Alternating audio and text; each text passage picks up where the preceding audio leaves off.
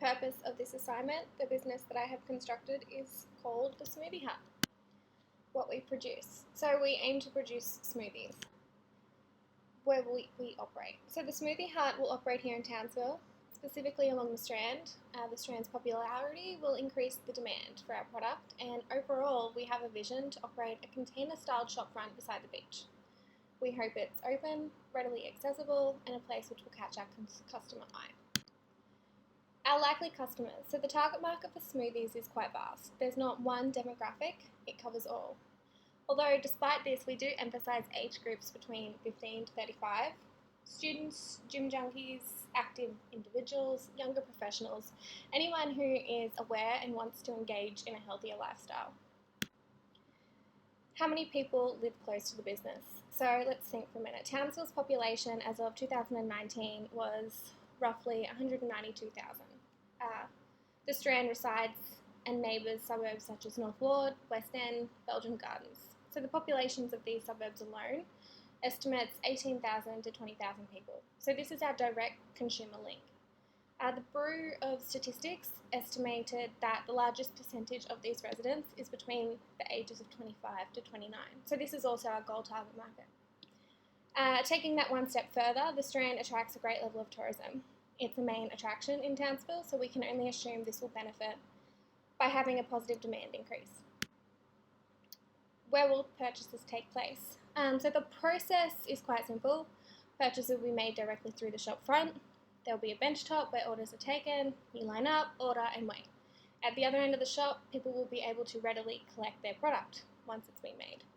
There will also be a glass cabinet which will separate consumers and employees. This cabinet will produce a range of fresh fruits and vegetables, enabling customers to be aware of the different flavours and varieties that we will offer. Our competition. So there are 4 main firms that the Smoothie Hut will be directly competing with here. The Beat Bar, the Coffee Club, Raw Energy and Boost Juice. The size of our competition. So the Beat Bar, it's a small local business here in Townsville. There is one shop and it is located in the city. The Coffee Club, it's a franchise. It operates over 400 stores globally. More than half of these stores are in Australia, some New Zealand, Thailand, Middle East, Malaysia, Indonesia, etc. So there are 6 coffee clubs here in Townsville, and one of these stores operates along the Strand. Raw Energy, it's another franchise here in Townsville. It has 12 stores, I think, operating here in Australia, and it is located, the one store that is in Townsville is located along the Strand. Boost Juice again, another franchise. More than half of these businesses reside here in Australia, and there are currently 3 Boost Juices here in the Townsville region. So the 4-firm concentration ratio. So to determine this, we had to look at 3 things. I collected data from a sample of 60 people here in Townsville. This was to discover preference alone. The data was collected through a survey. Then looked at the number of likes of these business Facebook profiles. And to further this investigation, I then looked at how many people had checked into these places through the social media. And here are our results. So the 4-firm concentration ratio would look something like this. These results are from after the survey was conducted, and as you can see, the Beat Bar was one of our stronger competitors.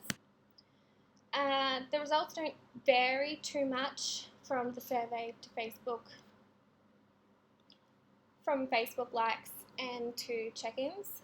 Again, the Beat Bar is one of our stronger competitors, and this last result just emphasises that further. Barriers to entry. So entry and exit into the smoothie industry is quite easy with low fixed costs. It is easy because capital startup costs are low, and there is a considerable boom in this market industry because it is exceedingly popular. It can be tough to compete against already established companies, particularly those that are franchises. Because of the use of food products, there are certain regulatory legal requirements. This is to assure the level of safety surrounding production, collection, storage and transportation alone. And on top of this, the business would need vendor licensing, health permits, food business license, accredited training courses, and these courses can be issued through Food Safety Authority Australia, New Zealand. Integration and cooperation. So there's no evidence that there is any integration between the mentioned competitors. The Coffee Club and Boost Juice, however, both have marketing strategies with a larger business here in Townsville, specifically Brothers Leagues Club and their reward program. Being a membership of this club allows generous discounts. So the use of buy one, get one half price or buy one, get one free are both benefits that are associated with that. This also includes benefits to all parties involved because it, generally speaking, advertises these businesses. Factors of production. So we have our fixed costs and our variable costs. Fixed, so we have our land, capital equipment and labour. Capital equipment includes fridges, freezers, blenders, displays, storage materials. Our variable cost is our raw materials, ingredients. This includes the cups, straws, packaging, signs, etc. Labour and the wage of employees.